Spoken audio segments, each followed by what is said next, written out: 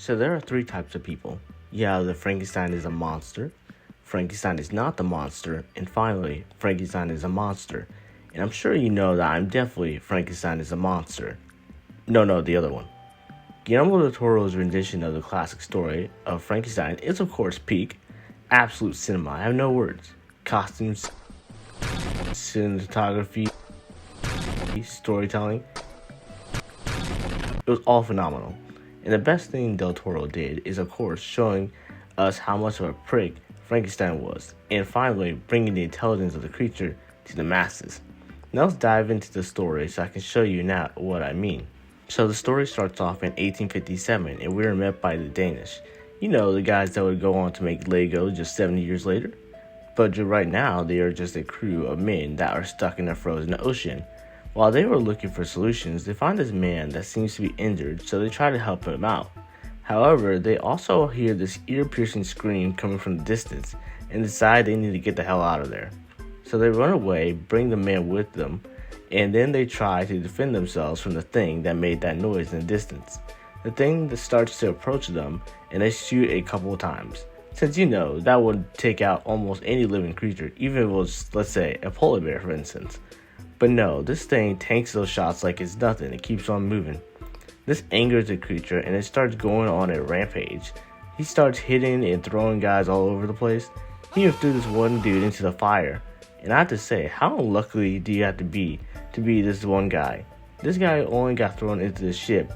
But imagine being this unlucky bastard where you are surrounded by snow, but somehow you end up getting thrown in the fire. Life is just not fair, man. The creature gets on the ship and is like, bring him to me. But then one of the crewmates grabs the double pump and blasts him with it.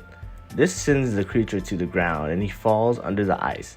So the Danish dudes are like, man, that was close, but we killed it though. But Victor Frankenstein is like, no, you can't kill it. It will not die. And then he has a little panic attack.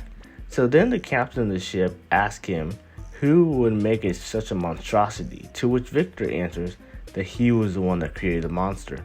Now, how on earth do you not only create life, but accidentally achieve immortality? Talk about ahead of your time, damn. Leonardo got nothing on Victor. So Victor decides that since he has some time, that he might as well explain how he got in this predicament. This part is kind of just a long version of that trope that is like, yeah, that's me. You're probably wondering how I got in this mess. But anyway, we got to Frankenstein's childhood, and I guess it was fine. He grew up in a rural setting with his father and mother. His mother was chill, a kind and caring mother, but his father was cruel to both him and his mom. He was a renowned surgeon, and he took Victor as his pupil, teaching him all of his knowledge about the human body. He was hella strict though, cause whenever he got an answer wrong, he would strike him across the face.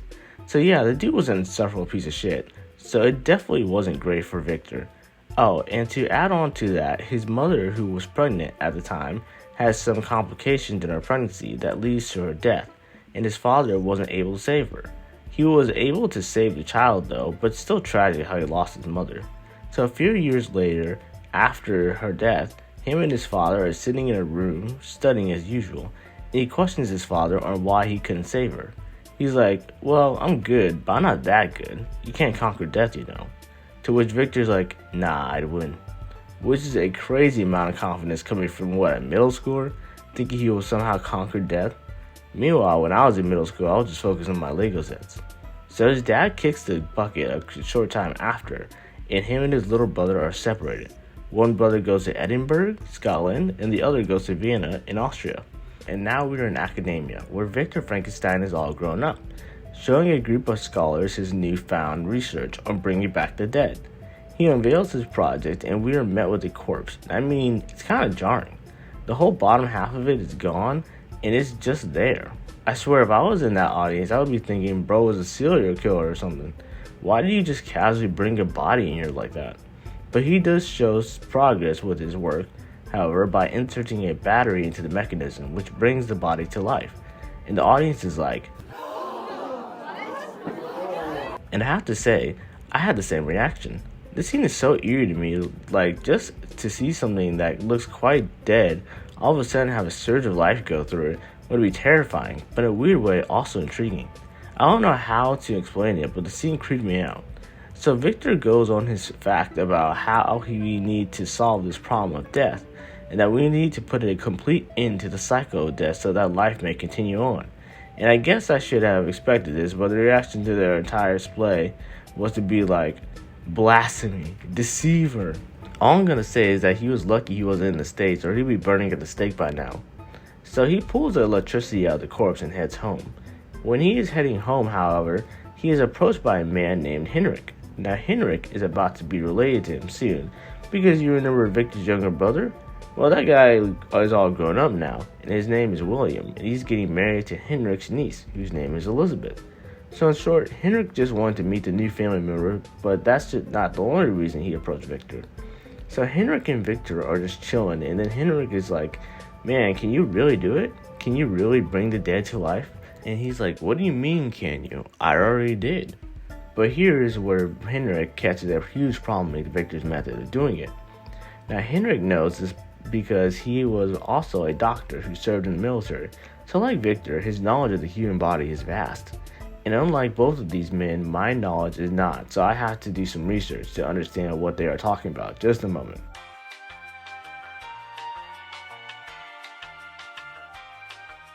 Okay, I'm back. So a few days later, Henrik and Victor meet again, and Henrik explains to Victor what he is doing wrong.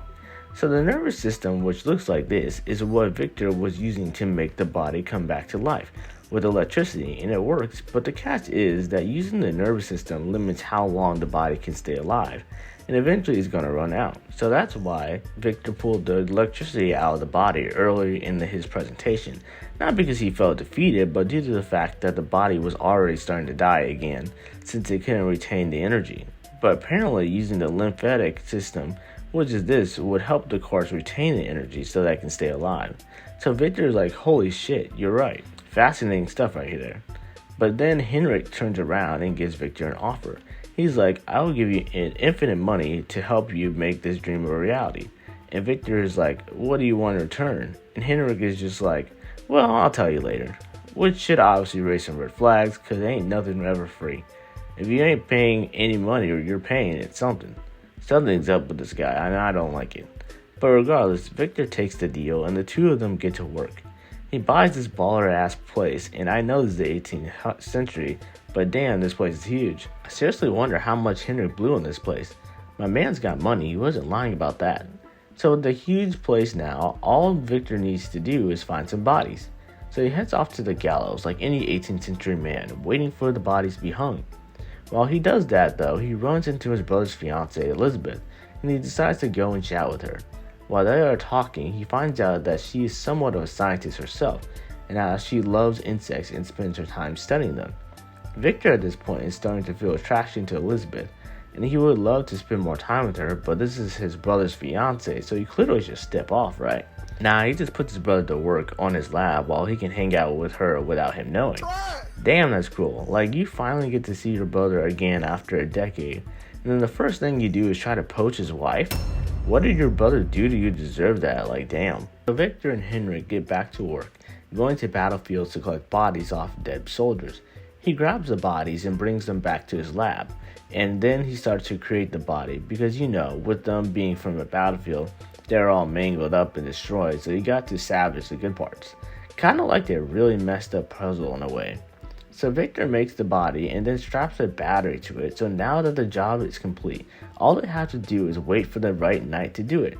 So the day finally arrives, and Victor starts to get the body ready to get powered up, and he is excited to see if all his hard work will pay off. He goes to tell Henrik that he's ready to do the experiment, and you remember how Henrik said that bullshit about not wanting anything in return? Well, my friends, this is when that favor starts to come in, because Henrik is actually a man dying of syphilis.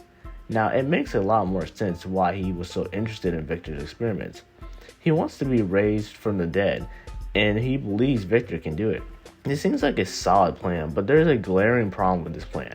Well, I don't think he was paying attention in the lecture, but the bodies that Victor was using were, how do I put this lightly, healthy. Yes, healthy. You can't try this experiment with an already dying body. Even if he brought him back to life, he would still have syphilis, so he would just die again in a few hours anyway. In short, a waste of time to do. So Victor is like, nah, I ain't doing that. It's not going to be worth it. So Henrik is like begging and pleading, saying he would give Victor whatever he wanted. But Victor is a man of science, so he doesn't give a shit about anything that he offers. So then Henrik decides to employ a different strategy this time.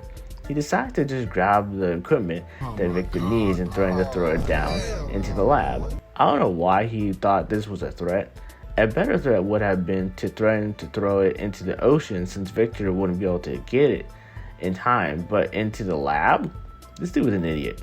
It didn't matter though, since he ends up slipping and falling to his death. And then Victor is like, oh no. Anyway, last week... So Victor gets everything ready, and then the lightning strikes the tower. The power surges through the body, and then it seems like the process is complete. The creature should be alive, but no, it doesn't move. Its heart isn't beating either. Victor is furious, thinking that all hope is lost, so he goes to bed and tries to forget about it. He wakes up the next day, however, to see that the creature is in fact alive. Maybe he should have waited a few hours instead of just giving up immediately. Who would have known? So Victor, finally having created life, decides that now is the appropriate time to teach this new creature about life. So he shows it the sun and tells it his name and stuff. Same stuff you would do with a baby. The thing you wouldn't do with a baby, though, would be to chain it up in your basement. Like, brother, why are you doing this?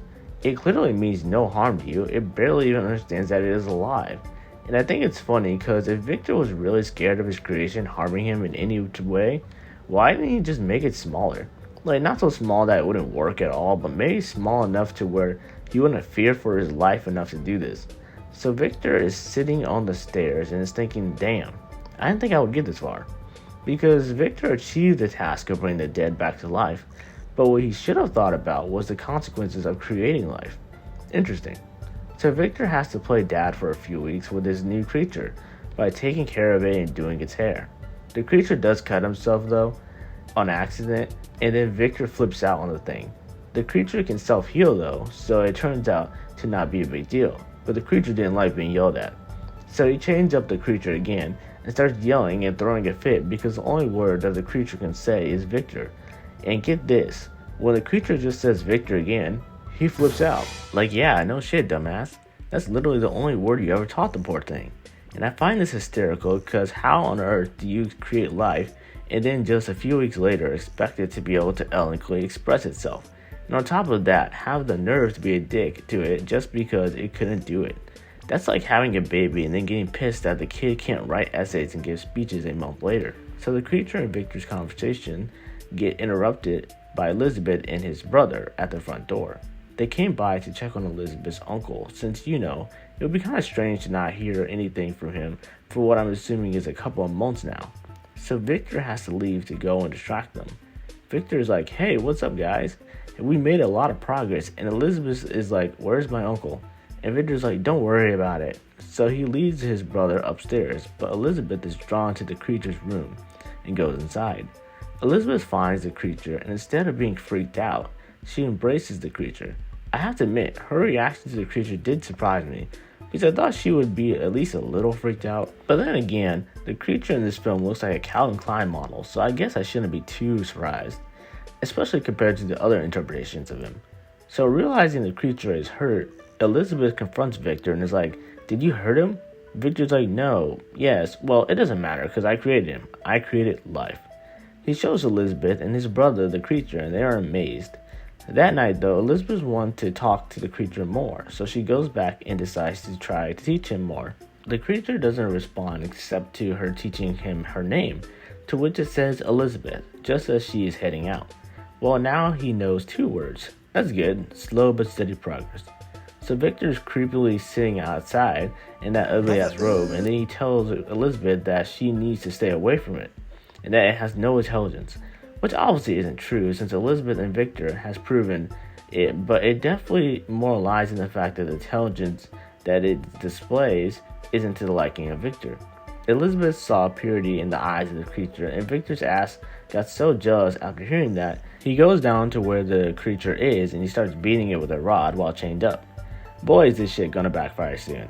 So he decides to tell his brother that he has made a mistake and that he's gonna destroy the creature once and for all. Which is like, damn bro, way to go nuclear with it. The creature isn't dangerous and it clearly has intelligence. This isn't like some bad science experiment you can just throw away in the trash and make another one. He lost his Fundy, which was the sick guy, and I doubt he can just use the same battery again. Man was just a colossal waste. So Elizabeth and William leave, and Victor starts dousing the place with gasoline. He really is trying to make sure this creature dies, because you see how many bottles of gasoline he's using? Holy crap, man's just trying to make a fire that will last for weeks with that many bottles of gasoline. So once he is done, he lights a match, sets the flame, and gets the hell out of there. The creature is screaming for his life, and I guess Victor put a little too much gasoline on the place, because the place starts exploding and it sent Victor flying. It absolutely destroys his leg too, and I'm gonna just... So this marks the end of Victor's story, but you have to remember the creature is alive too. And the creature can speak fluently also, so if Victor was just patient, none of this mess would have happened. They could have been a proper father and son, I guess. I don't know. Anyway, the creature is like, hold on, I need to tell my side of the story. I actually started cheering at this point because I was like, let's go, this is about to get good. Now we can see what the creature had to endure to get to this point. So we go back to when Victor burned up the lab, and it would seem like the creature would have been burned up and that would have been the end of the story. Well, my man wasn't going out like that, so he broke off the chains and jumped into the sea. Since he was just brought back to life just a few months ago, I'm pretty sure he can't swim, so he ends up just washing onto shore a few hours later. So he gets up, and since he is now all alone in the world, he goes out and tries to find a way to survive. He finds some clothes and even makes friends with the deer. Animals are pretty chill for the most part, so I'm glad he found some friends. Unfortunately though, the deer meets the same fate as Bambi's mom, and he has to run away. He was shot too, but naturally his wounds heal, so now he has to seek shelter. He ends up squatting at this cabin, and it turns out the same dudes that shot him live there too. It is a nice sized family with a blind man that also lives there. Now this is what I would say is probably the creature's greatest language immersion challenge, because now he just decides to stay there and listen closely on everything the people in the cabin are saying. This way he is able to pick up vocabulary and learn what things are. It is an effective way to learn, but at the same time it does make me a bit sad.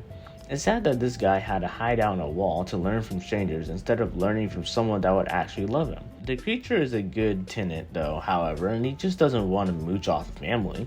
He gives them supplies and other things to help them survive, and the family praises the creature of the forest.